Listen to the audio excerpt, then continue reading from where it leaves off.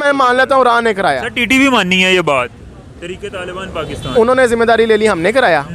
राह उसने कहा जी राह दुश्मन मुल्क ने कराया, मैंने मान लिया दुश्मन मुल्क ने कराया।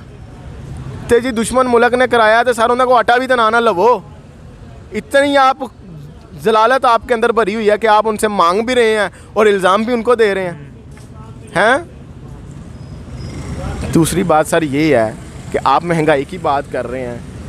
अब ये जो महंगाई हो गई है ना, ये 2 साल नीचे तो जाने नहीं वाली। अगर प्योरिटी भी जाते हैं वो 200 रुपये से कम दूध नहीं है, वो भी इंजेक्शन लगा के दे रहे हैं। कहाँ जाए हमें देखे। तो हम फिर अपने आप को ज़राई मुल्क क्यों कहते हैं? नहीं ये बस गली बाती कह रहे हैं। कोई वो आपकी बात बड़ी है, मैं कहता हूँ कि हम डिफ़ॉल्ट की तरफ बिल्कुल आ जाएंगे। मुंह से नहीं हम बोल रहे, वैसे हमारा काम डिफ़ॉल्ट से भी बुरा हो चुका है इस तरह में। हर चीज़ हम इंडिया से इम्पोर्ट कर रहे हैं, वहाँ से हम आटा इम्पोर्ट कर रहे हैं, दालें वहाँ से हम इम्पोर्ट कर रहे हैं, चावल के बीज हो गए। उसके अलावा अगर हम बात करें टमाटर प्याज, वो अगर ना दें तो हम तो बिल्कुल ही इसी तरह उमर भाई बिल्कुल मैं आपसे बिल्कुल इत्तेफाक कर रहा हूँ। बिलीव करें इसी तरह परेशानी की शॉर्टेज पाकिस्तान में है, आटे की शॉर्टेज पाकिस्तान में है।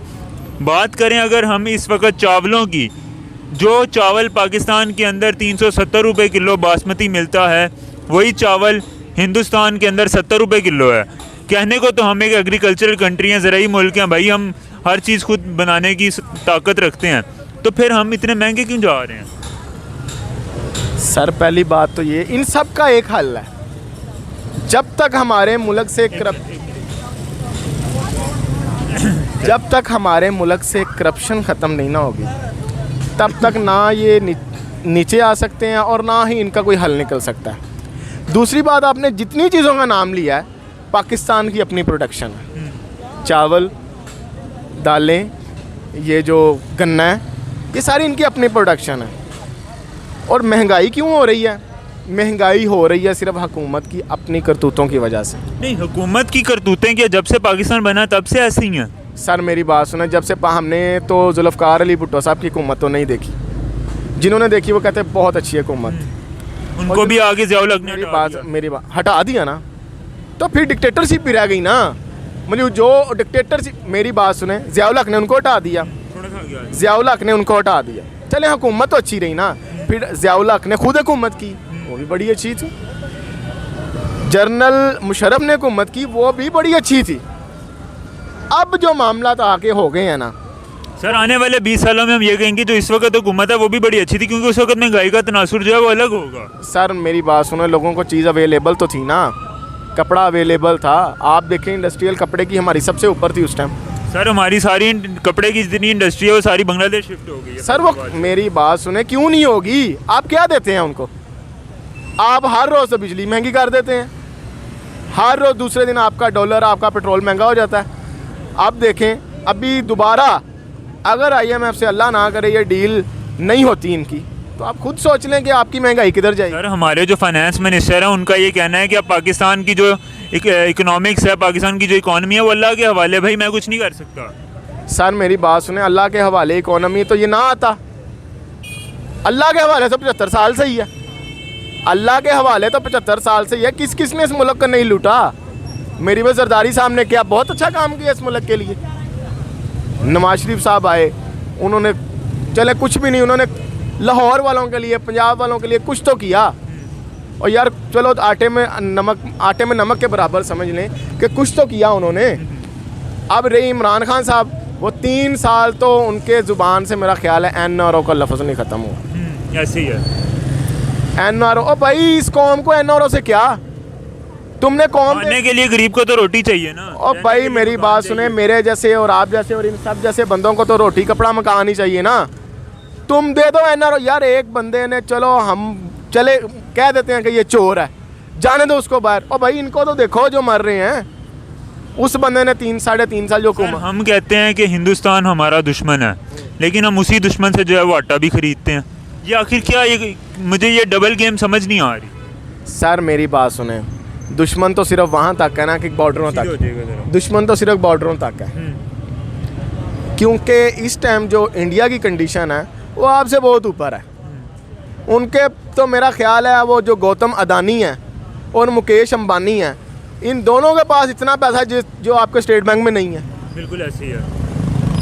आप उनकी economy, Gautam Adani 3rd person of the world, हाँ जी, most richest person of the world. Richest person of the world है गौतम अदानी। और मेरा ख्याल है जो हालत जा रही है वो फर्स्ट भी हो सकता है और उन्होंने अपने मुल्क के लिए क्या कुछ नहीं किया। अब मुकेश अंबानी ने नया प्रोजेक्ट लॉन्च किया 5G नेटवर्क का, टाटा ने नई गाड़ी बनाई। तो टाटा की गाड़ियाँ तो बहुत ज़बरदस्त हैं सर। सर देखें क्यों बनाई, अपनी इंडिया वालों के लिए। अमेरिका मैं मान लेता हूँ राह ने कराया, सर टीटी भी माननी है ये बात, तरीके तालिबान पाकिस्तान। उन्होंने जिम्मेदारी ले ली, हमने कराया। राह उसने कहा जी राह दुश्मन मुल्क ने कराया, मैंने मान लिया दुश्मन मुल्क ने कराया। तो जी दुश्मन मुल्क ने कराया तो सर उन्होंने को आटा भी तो ना लवो। इतनी आप जलालत आपके अंदर भरी हुई है कि आप उनसे मांग भी रहे हैं और इल्ज़ाम भी उनको दे रहे हैं। दूसरी बात सर ये है कि आप महंगाई की बात कर रहे हैं। अब ये जो महंगाई हो गई है ना, ये 2 साल नीचे तो जाने नहीं वाली। नहीं जाएगी सर मेरी सर, गरीब बंदा तो पिस जाएगा। सारी पिसेंगे ये गरीब बंदे। ये कौम तो ऐसी हो गई है कि ये तो मेरा ख्याल है जूते खाने के लिए तैयार। वो एक बादशाह की मिसाल है, वो बादशाह ने ना 2 जूते रख दिए मारने के लिए कि भाई दो बंदा गुजरता जाएगा, उसको 2 जूतियाँ लगानी हैं। उसने 2 जूतियाँ लगाना शुरू कर दी, फिर कुछ ना हुआ। उसने कहा ये कौम क्यों नहीं उठती, उसने जूतियाँ 4 कर दी। उन्होंने कहा 4 जूतियाँ मारनी करनी, फिर भी नहीं उठी और फिर भी नहीं उठी। उसने कहा इसका, उसने 6 कर दी, फिर भी नहीं उठी। कौम आई एक दिन बाहर, जब उसने ना ज़्यादा जुल्म करना, कौम बाहर निकल आई। 6 जब जूतियाँ बढ़ी ना उनको एक एक को, कौम बाहर निकल आई। कौम का क्या कहना था, उसने ये नहीं कहा कि हमें जूतियाँ पड़ रही हैं, उसने क्या बादशाह सलामत ये बंदे बढ़ा लें इधर जूतियाँ मारने वाले, लेकिन लाइन बहुत लंबी होती है, टाइम बहुत लगता है। सर अगर इन हालात के अंदर देखा जाए तो हम तो बात करते हैं कश्मीर की कि भाई इंडिया ने कश्मीर में 370 हटा दिया, आर्टिकल 370। कश्मीरियों पे बड़ा जुल्म हो रहा है। कश्मीर के अंदर बात की जाए इस वक्त तो वहाँ पे दूध का जो रेट है वो अराउंड 70 रुपये किलो है, 50 से 60 रुपये किलो। पाकिस्तान में वही दूध जो है वो 200 रुपये किलो मिलता है। बेसिक फैसिलिटीज़ तो फिर वहाँ पे ज़्यादा। सर मेरी बात सुने, कश्मीरियों पर जुल्म हो रहा है, आप पर नहीं हो रहा। सर मीडिया में पाकिस्तान के दिखाया तो यही जाता है ना। सर मीडिया में इस टाइम सबसे बड़ा जो, आप बुरा ना मानिएगा, आप भी मीडिया के बंदे हैं, सबसे बुरा इम्पैक्ट पाकिस्तान के अंदर मीडिया का। कितने एंकर बैठे हैं, हामिद मीर बैठा है, शज़ेब खान ज़्यादा बैठा है, वो क्या उसका नाम है, डॉक्टर शाहिद मसूद बैठा। किसी एक ने महंगाई के ऊपर प्रोग्राम किया पिछले माह से? किसी एक ने किया? लिफाफा।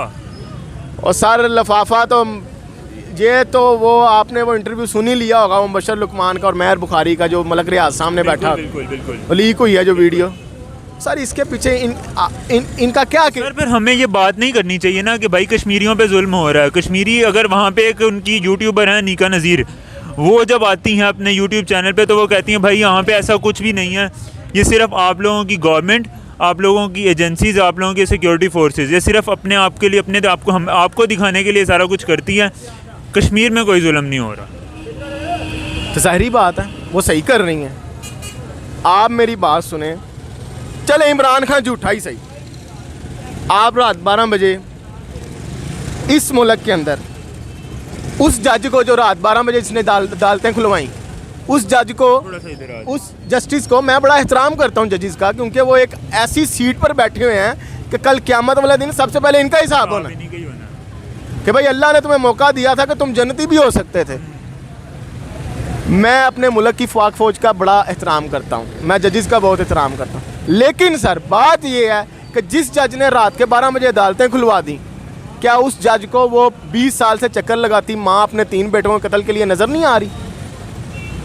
जो अपने 3 बेटों का कत्ल का मुकदमा लेकर 20 साल से बूढ़ी माँ अदालतों के चक्कर लगा रही है। एक प्राइम मिनिस्टर को उठाने के लिए तो आपने अदालतें खोल दी, भाई खोल दो अदालत, तो वो भी तो सर किसी का बेटा कत्ल हुआ है, किसी का भाई कत्ल हुआ है। जब तक सर ये डिफेंस रहेगा सर इस मुल्क का अल्लाह ही हाफ़िज़ है। वो तो कल सागडार ने भी बात कर दी कि इसमें खुशहाली अब अल्लाह के ज़िम्मे है, पाकिस्तान की इकॉनमी अल्लाह के ज़िम्मे, इकॉनमी और खुशहाली भी। ये सर फिर ये करने क्यों आए थे लंदन से, जब वो तो वहाँ बैठ के कहते थे कि मुफ्ता इस्माइल जो है। सुने, आप मीडिया के बंदे हैं, आप किसी मीडिया वाले ने ये जब इसाकडार आया किसी ने ये खबर चलाई है? ये तो मफरूर था, हाँ, इश्तिहारी था। किसने इश्तिहारी करार दिया? गवर्नमेंट ऑफ पाकिस्तान ने अदालत ने कहा। कहा उधर टोपियां पहन के कैमरे से छुपता फिरता था।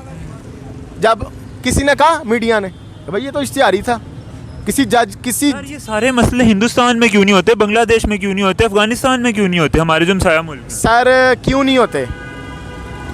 जब एक मुसलमान को, उधर एक लड़की पिछले दिनों मुसलमान फाइटर पायलट बनी और न्यूरो सर्जन बनी, हाँ जी, जब उनको ये हकूक़ मिल रहे हैं, उनकी महंगाई नहीं है, उनको हकूक़ दिए जा रहे हैं, उनको सब कुछ दिया जा रहा है, तो सर क्यों वो एहतजाज करें? दूसरी बात यह, वो मैं समझता हूँ कि वो गुलाम तो नहीं है ना उनके पास। उनके तो मैंने आपको बार बार बता रहा हूँ, उनके तो एक बंदे के पास इतना पैसा है कि आपके स्टेट बैंकों में नहीं पड़ा हुआ। आप कैसी बातें कर रहे हैं सर? उनके साथ ना मिलाएं। तो मतलब यार अब हमें हिंदुस्तान के साथ दोस्ती कर लेनी चाहिए? ये तो आपकी गवर्नमेंट जाने दोस्ती। आप जर्नैल नहीं, जर्नैल मेरी बात सुने। जब दोस्ती का फिल्में बना लेते हैं, उसमें ISI राह भी डाल देते हैं, ISI इकट्ठे होके वो क्या टाइगर जिंदा है, पठान मूवी देख लें। हाँ जी, उसमें भी ISI का एजेंट डाला हुआ है उन्होंने। सर बात ये है कि हिंदुस्तान के साथ मैं तो कहता हूँ दोस्ती होनी चाहिए, ये नहीं कि आप दुश्मन हैं। सर आप मांगने की बारी वो आपका दोस्त है, वैसे वो दुश्मन है आपका, बहुत ही दुश्मन है। राणा सुनावला को तो बहुत ज़्यादा ही दुश्मन है ना वो। उसकी तो क्या बात, उसका तो इमरान खान भी दुश्मन है।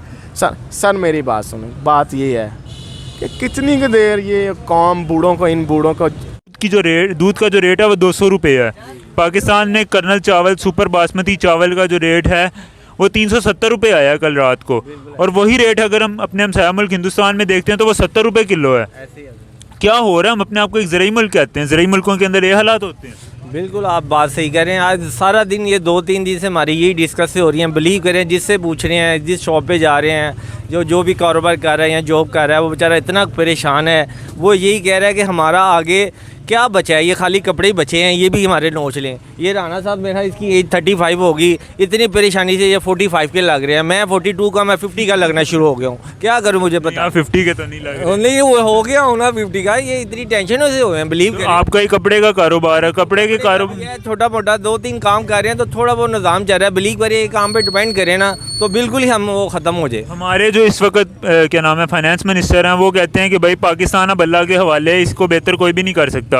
IMF की किस्त हमारे सर पे आई खड़ी हुई। IMF अगर हमें पैकेज नहीं देता तो फिर तो हम डिफ़ॉल्ट होने की तरफ जा रहे हैं। बिल्कुल बिल्कुल आप सही कह रहे हैं। इसी तरह है ये, हम तो ये चाह रहे थे कि इमरान खान थोड़ा सा इसको स्टे कर जाता ना, तो बिलीव करेंगे। मैं ये नहीं कह रहा कि इमरान खान का महती, मैं इस पाकिस्तान का महती हूँ। हमें मोहब्बत बदन यहाँ पे बंदा चाहिए इस टाइम। तो कुछ लोग कहते हैं कि खान साहब की वजह से ये सारी जो भी सिचुएशन, अगर वो खान की वजह से, तो खान को पूरा टाइम दे देते ना, उनको देखते कि यार ये जितने उनके 5 साल तो पूरे करवा देते ना कम अज़ कम। फिर हमें पता चला वो गलत करता तो हम उसको जुतियाँ लगाते। तो उनको टाइम भी नहीं दे रहे, उसके ऊपर मसलत भी हो रहे हैं, उनसे उन्होंने पूरा मुल्क छीन भी लिया, तो फिर उस पर डाल रहे हैं। सर दालों का भी बुहरान हो रहा है। दालों का मैं कहता हूँ ऐसे बुहरान होने। आज हमने यकीन मैंने दरवाज़ों का ऑर्डर दिया, जो कल रेट उसका 650 रुपये फुट था, आज 1000 रुपये फुट हो गया। 35% से 40% ये रेट अप हो गए हैं। किधर से बढ़ गया है, तो हर चीज़ पे आग लग गई है। और ये हमारे देखे नारकली की रौनक ही खत्म हो गई। इधर जगह नहीं होती थी पोंग रखने की, इतने बिजनेस हमारे हाई थे, और हम इतने बर्डन ले लिया कि अब यकीन माने कि हम कैसे अपना मैनेज करेंगे इस अपने जो सारे कारोबार को किस तरह करेंगे। सर आटे की अगर मैं बात करता चलूँ तो आटे की सिचुएशन आपके सामने है कि 10 किलो का आटे का थैला होता है, उसके अंदर से जो गवर्नमेंट अभी देती है उसमें से गंद गुंद निकाल के पीछे कोई 2-3 किलो ही बचता है, बाकी सारा वो इस तरह लकड़ का बूरा। लकड़ का बूरा, बिल्कुल। ये भी तो देखें ना, हम सारा टोटल ये चीज़ अभी पैसे भी दे रहे हैं, फिर भी उसके बावजूद मिलावट ही ले रहे हैं। दूध देखें, केमिकल हम ले रहे हैं। अगर प्योरिटी भी जाते हैं, वो 200 रुपये से कम दूध नहीं है, वो भी इंजेक्शन लगा के दे रहे हैं। कहाँ जाए हमें? देखें तो हम फिर अपने आप को ज़रूरी मुल्क क्यों कहते हैं? नहीं, ये बस गली बाती कह रहे हैं। कोई वो आपकी बात बड़ी है, मैं कहता हूँ कि हम डिफ़ॉल्ट की तरफ बिल्कुल आ जाएंगे। मुँह से नहीं हम बोल रहे, वैसे हमारा काम डिफ़ॉल्ट से भी बुरा हो चुका है इस तरह में। हर चीज़ हम इंडिया से इंपोर्ट कर रहे हैं, वहाँ से हम आटा इंपोर्ट कर रहे हैं, दालें वहाँ से हम इंपोर्ट कर रहे हैं, चावल के बीज हो गए। उसके अलावा अगर हम बात करें टमाटर प्याज, वो अगर ना दें तो हम तो बिल्कुल ही इसी तरह उमर भाई, बिल्कुल मैं आपसे बिल्कुल इत्तेफाक कर रहा हूँ। बिलीव करें, इसी तरह परेशानी की हालत में ना माइंड ऐसे घूम रहा है कि मैं आपको बता नहीं सकता कि यार आगे हमारा क्या बनना है, जब डे बाई डे हम ना नीचे आते जा रहे हैं इस तरह। तो कौन इसका जिम्मेदार होगा? हुक्मरान तो कहते हैं दूसरी पार्टी है, वो कहते हैं दूसरी पार्टी, थोड़ा सा आगे आ जाइएगा। जी उमर भाई, मैंने कुछ ये इस पर क्या अवैध भाई, सॉरी मैं उमर अवैध भाई, इस तरह है कि हम देख रहे हैं कि अगर हमारी ये हुक्मरान भी गलत है ना, कुछ हम भी गलत है। बिलीव करें, जो हमसे जो बंदे सॉलिड है ना, उन्होंने डॉलर को भी ब्लॉक कर लिया है, गोल्ड को भी ब्लॉक कर लिया है, वो कहाँ लेके जाएंगे? वो उन्होंने देखें, वो उन्होंने सरमाएदार ने ना सारा इसको अपने कब्जे में कर लिया है। वो निकालेंगे नहीं तो बिलीव करें ये निकाल देना, हमारा मुल्क खुशहाली में आ जाए। और हम खुद ही लोग गलत है, हम भी खुद को लोग गलत है कि जो सरमायाकारी हमने इसको अपने अंडर में कर लिया और बाहर नहीं निकाल रहे। इस तरह के हालात चल रहे हैं। अब क्या करें? हम हुक्मरानों को भी गलत कह रहे हैं और हम खुद भी गलत हैं। सर, इस सूरत हाल में अगर हम देखें तो कश्मीर का मसला हम बड़ा उठाते हैं कि भाई कश्मीर बनेगा पाकिस्तान, कश्मीर हमारी शारग है। उसके अलावा हम काफ़ी यहाँ पे नगमे गाते हैं। 14 अगस्त पे हमने गाना ज़रूर रिलीज़ करना होता है। क्या समझते हैं कि इन हालात के अंदर अगर कश्मीर हमारे पास आ जाता है तो कश्मीरी तो अभी हमसे बहुत बेहतर ज़िंदगी गुजार रहे हैं, क्या वो आना चाहेंगे इस तरह की कंगाल? ज़िंदगी में नहीं आएंगे। हमारा मुल्क कश्मीर से भी बदतर हो रहा है। जो हालात जा रहे हैं, हमको वो बेचारे इस तरह देखे तक भी नहीं जो मामला चाह रहे हैं। हमारी देखें इंडिया की करेंसी कहाँ चली गई? अफगानिस्तान जो हमारे इधर कम कम लाखों के साथ उनके बंदे इधर रह रहे हैं, उनकी करेंसी वो इधर रह के भी हमें बातें करते हैं। हाँ जी, बातें करते हैं, सारा कमा के वो ब्लैक ही का माल सारा वो अपने मुल्क में भेज रहे हैं। अफगानिस्तान की इस टाइम करेंसी हमारे से बहुत ऊपर चली गई है। हमारी करेंसी का दिवालिया हो गया सारा।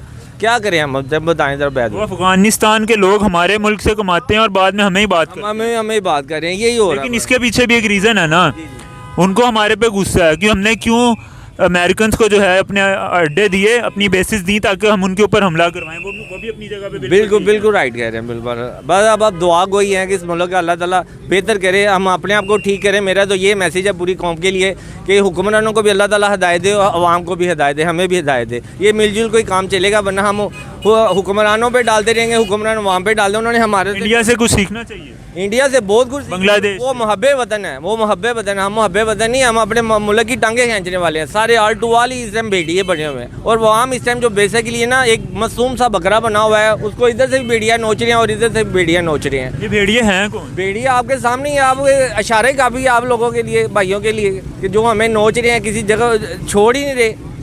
इस तरह के हालात उन्होंने पैदा कर दिए हमारे। तो सर इन सारी सिचुएशन के अंदर पिस तो सिर्फ ये तो कारोबारी तबका, गरीब बंदा ये पिस रहा है। हुक्मरानों को तो कोई फर्क नहीं पड़ेगा। उन्होंने तो जनाब जी 50-50 BMW के भी ऑर्डर देखे हैं। ये यकीन माने अपनी ये खाली सिर्फ अपनी जो है ना ये प्रोटोकॉल ये खाली ये ख़त्म कर देना, आपको कितने अरबों का आपको ये बचत हो जाए। हाँ जी, बिल्कुल इसे ये लग्जरी गाड़ियाँ का ख़त्म कर देना, आपका 3 अरब 80 करोड़ पे ये बचत आए आपकी। ये हालात हैं, ये इन्होंने अपने इतने प्रोटोकॉल, इतनी अपने इन्होंने फैसिलिटियाँ ली। हिंदुस्तान की अगर मैं बात करूं तो मैं एक रिपोर्ट पढ़ रहा था जिसके अकॉर्डिंग जो है नरेंद्र मोदी जो वहाँ के प्राइम मिनिस्टर हैं, 8 साल उनको गवर्नमेंट में हो गए हैं। 8 सालों की गवर्नमेंट के अंदर उन्होंने गवर्नमेंट ऑफ इंडिया से 1 रुपया अपनी मेडिकल के लिए नहीं लिया। जितना वो मेडिकल अपना करवाते हैं सारा अपने पैसे से करवाते हैं। जबकि यहाँ पे अगर हम बात करें, अगर हमारे वज़ीर आज़म ने अपने दिल का ऑपरेशन भी करवाना है तो वो इंग्लैंड से जाके करवाएगा और वो पाकिस्तान से पूरा बोइंग त्यारा लेके जाएगा। बिल्कुल ऐसे बिल्कुल सही कह रहे हैं। बस बैद भाई, अब तो अल्लाह ही हाफ़िज़ है, अब दुआ गो हैं कि हम दुआ ही कर सकते हैं और कोई हमारी सूरत हाल नहीं रहेगी इस मुल्क की। यकीन माने रहने के काबिल रह गया? नहीं बिल्कुल नहीं रह गया रहने के काबिल। अब ये टेंशन बर्डन